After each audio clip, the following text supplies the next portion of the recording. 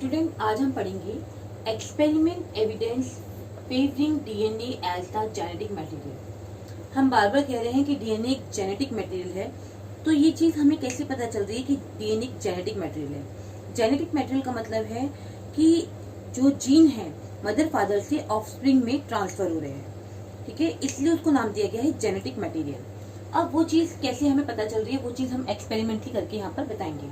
देखिए, इन 1944 में 3 हमारे डिफरेंट साइंटिस्ट थे, एवरी, मैक्लॉयड एंड मैकार्टी। इन तीनों ने मिलकर एक एक्सपेरिमेंट किया था और उस एक्सपेरिमेंट में उन्होंने ये चीज प्रूव की थी कि डीएनए ही जेनेटिक मटेरियल है।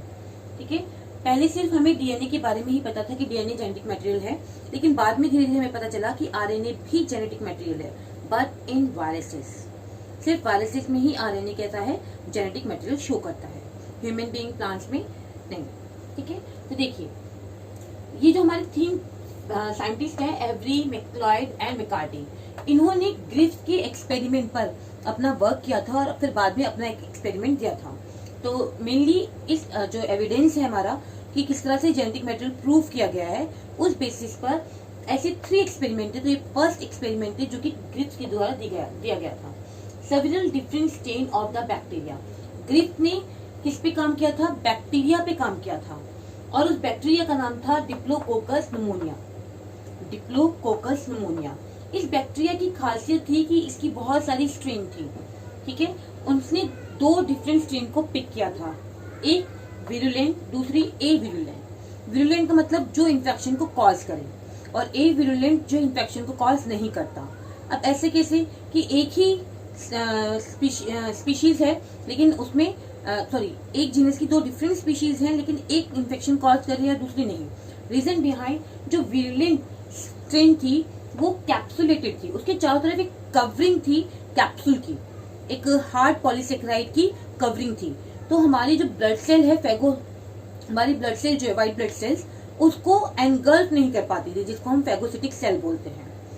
न्यूट्रोफिल्स हो गया, ये सब हमारी क्या है, फेगोसिटिक सेल की तरह काम करती है, हमें प्रोटेक्शन प्रोवाइड करती है। तो ये जो विरुलेंट सेल थी, इनकी चारों तरफ क्या है, कैप्सूल प्रेजेंट था। दैट्स व्हाई हमारी जो फेगोसिटिक सेल्स हैं वो उसको एंगल्फ नहीं कर पाती हैं, जिसकी वजह से इन्फेक्शन कॉज हो जाता है। ए विरुलेंट जो है वो नॉन कैप्सुलेटेड है, उसके चारों तरफ किसी टाइप की कोई कवरिंग प्रेजेंट नहीं है। दैट्स व्हाई उसको फेगोसिटिक सेल इजीली एंगल्फ कर लेती है, और एंगल्फ कर लेगी तो उसको किल कर देती है और बॉडी से बाहर निकाल देती है। जब वो बॉडी में होगी ही नहीं तो इन्फेक्शन कॉज नहीं करेगी। जो एनकैप्सुलेटेड सेल है, जिसको हम बात कर रहे हैं विरुलेंट, वो कैसी होती है, स्मूथ है, शाइनी है सरफेस उसकी, इसलिए उसको नाम दे दिया एस। दूसरी जो अनकैप्सुलेटेड है वो रफ है, इसलिए उसको नाम दे दिया आर। अब हमने देखा कि इन स्ट्रेन के भी क्या होते हैं, सीरोटाइप्स होते हैं। सीरोटाइप मतलब, serotype is due to the detail chemical structure of the polysaccharide. ठीक है, आपने समझे कि अलग अलग स्ट्रेन के ऊपर अलग अलग पॉलीसेकेराइड की केमिकल स्ट्रक्चर्स की एक कवरिंग है, तो उसकी बात कर रहे हैं। Constitute in different that's why different type की सीरोटाइप्स है। तो उन्होंने जो 2 सीरोटाइप्स लिए हैं, एक लिया है S3 और दूसरा लिया है R2। S मतलब स्मूथ एंड शाइनिंग, जो कि विरुलेंट है, और R जो रफ है और शाइनिंग नहीं करता, ठीक है, जो कि नॉन विरुलेंट है। अब उन्होंने क्या किया, ये जो स्मूथ कॉलोनी है बैक्टीरिया की, डिप्लोकोकस निमोनिया की, ठीक है, जिसको उन्होंने स्मूथ या थर्ड नाम दिया, वो कैसी है, लिविंग है, और उसको उन्होंने इंजेक्ट कर दिया माउस में।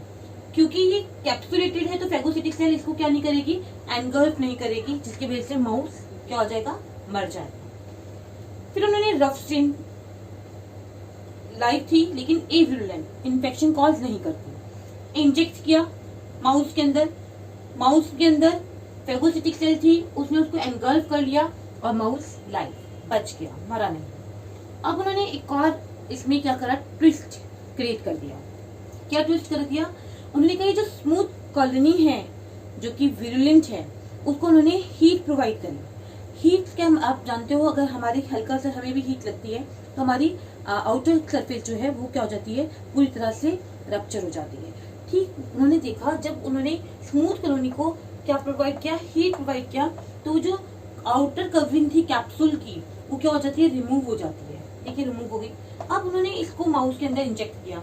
और उन्होंने देखा कि इंजेक्ट करने के बाद फेगोसिटिक सेल ने उनको एनगल्फ कर लिया, जिसकी वजह से माउस कैसा है, लाइव है। ठीक है, अब उन्होंने क्या किया, क्योंकि साइंटिस्ट हैं, अलग अलग एक्सपेरिमेंट के थ्रू अपनी चीजों को एक्सप्लेन करना और आगे दिखाना उनका काम है। तो उन्होंने एक और एक्सपेरिमेंट किया और उनको नाम दिया गया ग्रिफ्थ क्रिटिकल एक्सपेरिमेंट। उन्होंने क्या किया, इस वाली और इस वाली को, मतलब इन दोनों को आपस में इंजेक्ट कर दिया। देखिए, live second R and heat killed third S, इन दोनों को आपस में मिक्स करके और उसके बाद अब उन्होंने क्या किया, माउस के अंदर इंजेक्ट कर दिया। जैसे ही माउस के अंदर इंजेक्ट किया, अब की बार माउस मर गया, जबकि उनके अकॉर्डिंग क्या होना चाहिए था, क्योंकि जब हमने रफ डाली तो माउस लाइव था, जब हमने हीट किल डाली तो माउस क्या था, लाइव था। लेकिन जब हमने इन दोनों का मिक्सचर ऐड किया, लेकिन माउस अब क्या हो गया, डाई हो गया। तो आफ्टर डेथ ऑफ माउस उन्होंने क्या किया, उसकी बॉडी में से डिफरेंट टिश्यूज को, ब्लड्स को एक्सट्रैक्ट किया और एनालाइज किया, और उन्होंने देख के वो हैरान रह गए कि अब वहां पर के टिश्यूज के अंदर जो हमें सेल को क्या कर देता है, हीट किल कर दिया था, वो वापस वहां पर क्या हो गई है, आ गई है, रिकवर हो गई है। ठीक है, तो उन्हें समझ में आया कि ऐसा क्या हुआ कि वो रिकवर हो गई। रिकवर इसलिए हो गई क्योंकि उन्होंने देखा कि जो पॉलीसेकेराइड बनाती है सेल, वो वापस आउटर कवरिंग बना रही है। मतलब पॉलीसेकेराइड को सिंथेसिस जो करता है, वो केमिकल्स वहां पर दोबारा से डेवलप हो गए। और आप सब जानते हैं आज तो हमारी टेक्निक्स बहुत ज्यादा क्या हो गई हैं, डेवलप हो गई है। तो हम रिकॉम्बिनेंट डीएनए टेक्नोलॉजी करते हैं। हम क्या करते हैं, दो डिफरेंट स्पीशीज को आपस में क्रॉस कराते हैं और हमारे पास थर्ड स्पीशीज की फॉर्मेशन हो जाती है। एग्जैक्टली यहाँ पर भी वही चीज हुई।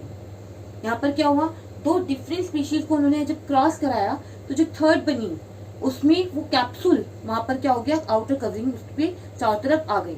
और ये कब हो सकता है, जब कोई जीन का फैक्टर ट्रांसफर हो नेक्स्ट जनरेशन में। तो उस बेसिस पे उन्होंने उस टाइम पर, क्योंकि उस टाइम पर ना तो जीन के बारे में हम जानते थे ढंग से, ना ही फैक्टर के बारे में जानते थे हम ढंग से, और उस समय सिर्फ शुरुआत थी कि DNA is a genetic material. ठीक है, तो उस टाइम पर हमारे ग्रिफ्थ ने उनको नाम दिया था ट्रांसफॉर्मेशन। उन्होंने कहा कुछ इंफॉर्मेशन है जो एक जनरेशन से दूसरी जनरेशन में ट्रांसफर हुई है, जिसकी वजह से वो जो कैप्सूल रिमूव किया था वो वापस वहां पर क्या हो गया, रिकवर हो गया है। ठीक है, इसलिए उसको नाम दिया था ट्रांसफॉर्मिंग प्रिंसिपल, कि एक जनरेशन से दूसरी जनरेशन में क्या हो रहा है, ट्रांसफर हो रहे हैं फैक्टर्स, करैक्टर्स, या आप जीन कह सकते हैं, जिसको हम डीएनए का नाम देते हैं बाद में। लेकिन बात अभी आप ये कहेंगे कि यहाँ पर तो कहीं पर कैसे पता चल रहा है कि डीएनए ही वो चीज है। एक्चुअली इनके बाद और भी बहुत सारे साइंटिस्ट आए और उन्होंने इन विट्रो मतलब लैब में इस चीज को करने की कोशिश की। और उन्होंने क्या किया, दो डिफरेंट मीडिया में इसको भी ग्रो कराया और इसे ग्रो कराया। बाद में दोनों को उन्होंने मिक्स करके अगेन ग्रो कराया, तो उन्हें दोबारा से कैसी सेल्स मिली, लाइव या रिकवर्ड स्मूथ सरफेस वाली सेल्स वहां पर दिखाई दी। तो उस चीज को उन्होंने अगेन एंड अगेन करके देखा और उन्होंने हर बार रिजल्ट अपने यही पाए। तो उस बेसिस पर उन्होंने उनको नाम दिया था ट्रांसफॉर्मेशन प्रिंसिपल। लेकिन बाद में जब हमारे और अदर साइंटिस्ट आए, एवरी, मैक्लॉयड एंड मैकार्टी, उन्होंने इस चीज को कंफर्म किया कि ये जो ट्रांसफॉर्मेशन हुआ है वो जीन के थ्रू हुआ है, जिसका नाम उन्होंने बाद में डीएनए रखा था। और इसलिए ही हम डीएनए को जेनेटिक मटेरियल कहते हैं। ये एक्सपेरिमेंट मेनली जो बोला जाता है ग्रिफ्थ का एक्सपेरिमेंट कहा जाता है। लेकिन हमारे अदर जो साइंटिस्ट हैं, एवरी, मैक्लॉयड एंड मैकार्टी, इन्होंने ग्रिफ्थ के एक्सपेरिमेंट को ही बार बार पढ़कर अपने अकॉर्डिंग एक एक्सपेरिमेंट किया था, जो कि हम आगे पढ़ेंगे। Thank you.